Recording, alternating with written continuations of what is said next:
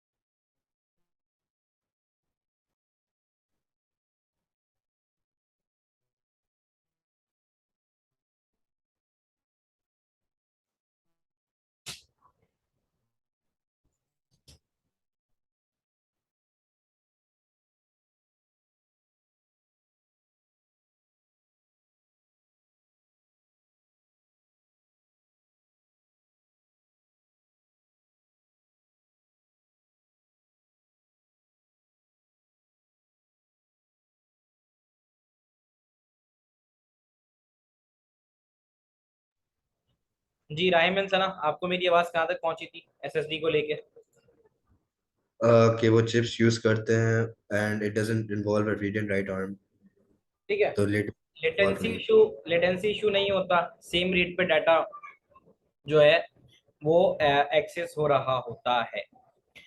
Mechanism क्या है आपको इतना याद रखना होगा कि they works by controlling the movement of electron within NAND chips. ये नैंड और नॉर का इस्तेमाल करते हैं डाटा को स्टोर करने के लिए। This one.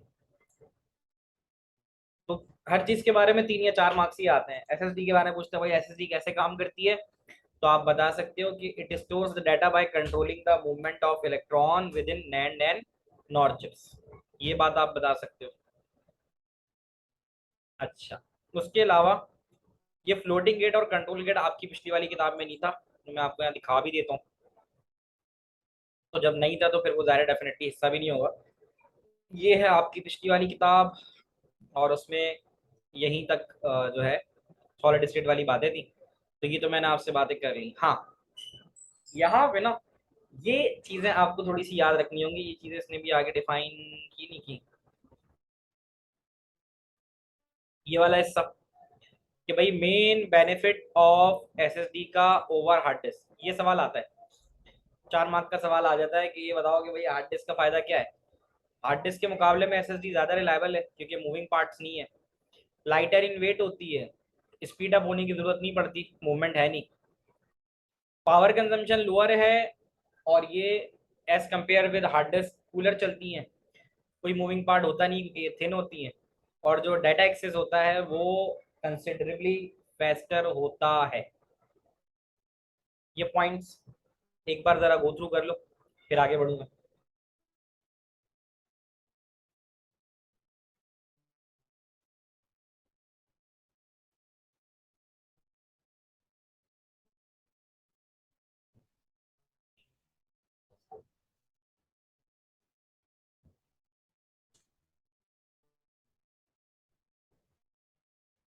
आगे बढ़ जाऊं?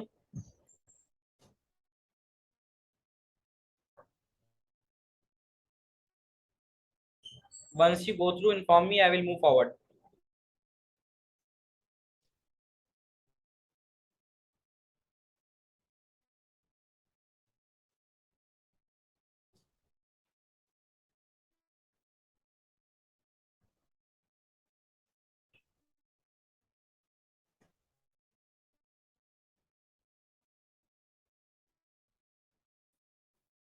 ठीक है जी। गौरव तो सर इसके समझ अलावा जी सना और राहिम क्लियर है। जी सर क्लियर। एसएसडी में एक बड़ा मसला होता है।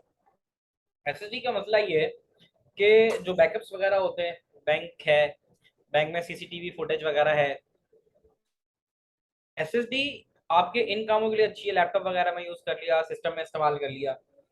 लेकिन ना एसएसडी एक दिन के अंदर 20 GB से ज्यादा रीड ऑपरेशन नहीं कर सकता, और उसके लिए उसकी यानी 3 इयर्स पीरियड के अंदर वो इस तरह से नहीं कर सकता। यहाँ पे लिखा हुआ है main drawback of SSD is the longevity of the technology, they are rated at only 20 GB of write operation per day and this is known as SSD endurance। इसी वजह से ये सर्वर्स के अंदर इस्तेमाल नहीं हो सकती, क्योंकि सर्वर्स के अंदर रीड राइट ऑपरेशन बहुत सारे होते हैं। जैसे मैंने एक एग्जांपल ले ली कि आपके पास जब सीसीटीवी फुटेज होती है बैंक वगैरह की, तो वो तो बहुत ज़्यादा स्पेस होती है ना, मूवी बन रही है, पूरे दिन की मूवी बन रही है, तो पूरे दिन की मूवी बनने के लिए तो वो तो 100 GB के करीब का डेटा होता होगा। तो आप एसएसडी को इन सर्वर्स इस्तेमाल नहीं कर सकते, वहां पर आपको हार्ड डिस्क वगैरह ही लगानी पड़ेगी, क्योंकि वहां पर फिर ये इशू रीड राइट ऑपरेशन का नहीं होता। वहां जितना भी रीड राइट ऑपरेशन आप करना चाहो वो आप कर सकते हो। तो ये एक वजह होती है आपकी जो मेन ड्रॉबैक्स के अंदर आ जाता है एसएसडी के।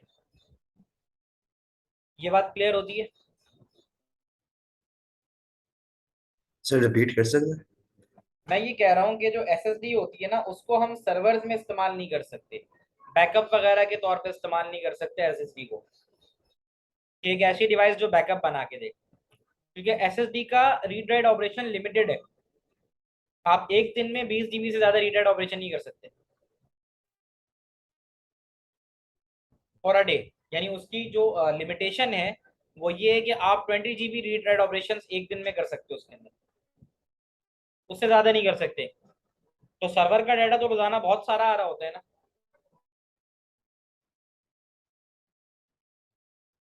पॉइंट समझ ठीक है में आ सर। रहा है। जहाँ तो बैकअप, कैपेसिटी जहाँ एचडीडी हाँ, की। जहाँ बैकअप्स वगैरह बनते हैं ना, वहां पे फिर एसएसडी का कोई काम नहीं है। ये बात समझ में आती है। एक सेकंड वेट करना।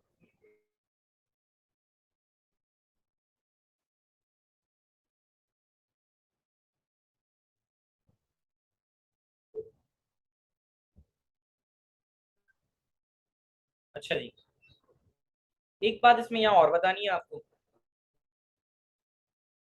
एसएसडी जब आपकी बनती है तो एसएसडी के अंदर दो टेक्नोलॉजीज का इस्तेमाल होता है। ये वाली बात कि एसएसडी जो होती है वो डबल ई प्रॉम का इस्तेमाल करती है। डबल ई प्रॉम से मुराद है इलेक्ट्रिकली इरेजेबल। इलेक्ट्रिकली इरेजेबल आपने यूएसबी देखी है, तो यूएसबी में आप डाटा डालते हो, डाटा डालने के बाद आपको उसको फॉर्मेट करना होता है, आप राइट क्लिक करते हो, फॉर्मेट करते हो, डाटा फॉर्मेट हो जाता है। वो एग्जाम्पल होता है इलेक्ट्रिकली इलेक्ट्रॉनिकली इरेजेबल।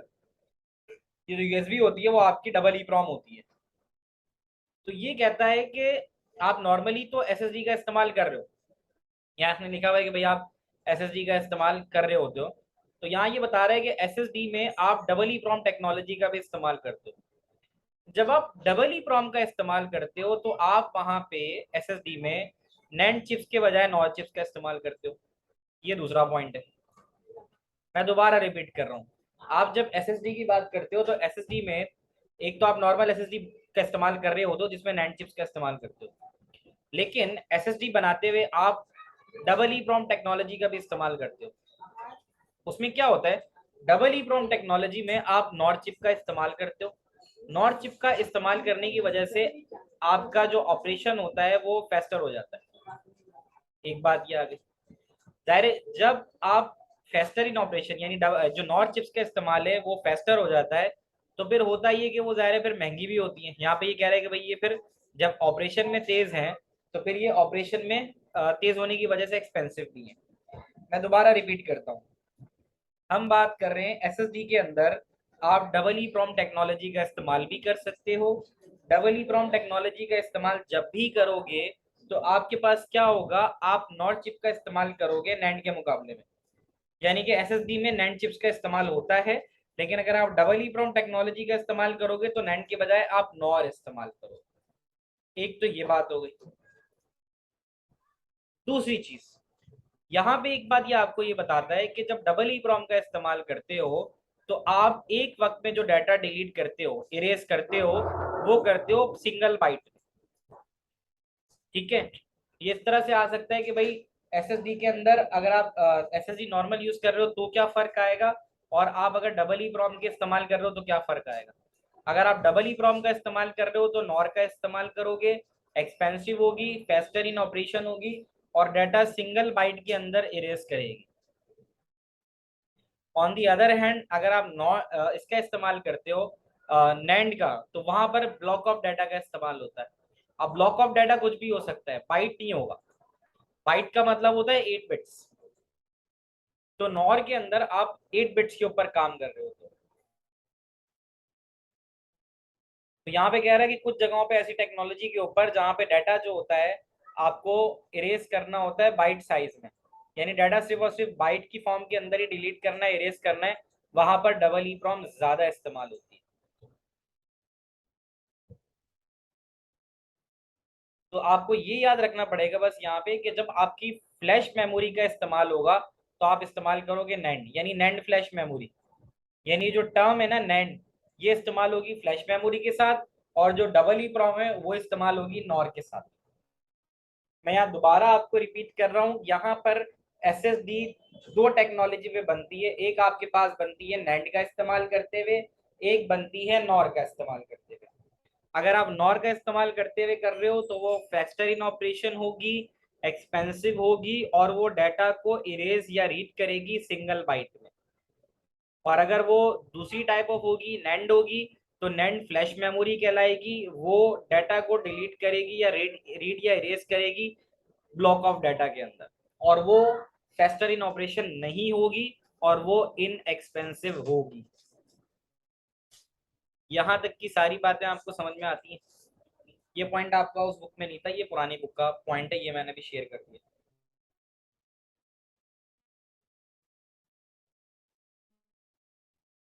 तो हमने जो आज बात की वो हमने बात की about the secondary storage. Secondary storage में हमने बात की हार्ड डिस्क की, जो मैग्नेटिक मैकेनिज्म रखता है। ऑन दी अदर हैंड हमने दूसरी चीज जिसकी बात की वो हमने बात की एसएसडी की, जो मैग्नेटिकली डाटा को स्टोर नहीं करता, वो in terms of memory chips के तौर पे डाटा को स्टोर करता है। लेटेंसी का उसमें कोई इश्यू नहीं होता। पावर साइज पावर कम लेता है, थिनर होता है, कूलर चलता है, और उसके डिफरेंट टाइप्स ऑफ पॉइंट्स हैं, वो हमने आज सारे डिस्कस किए। यहाँ तक ये सारी बातें आपको समझ में आती हैं। आपको इसका डिफरेंस पता होना चाहिए एचडीडी का एसएसडी के मुकाबले में। और जो है इसका ड्रॉबैक वो ये है कि वो 20 GB रीड राइट ऑपरेशन इससे ज़्यादा नहीं परफॉर्म करता। यहाँ तक की सारी बातें आपको क्लियर है, समझ में आ रही हैं।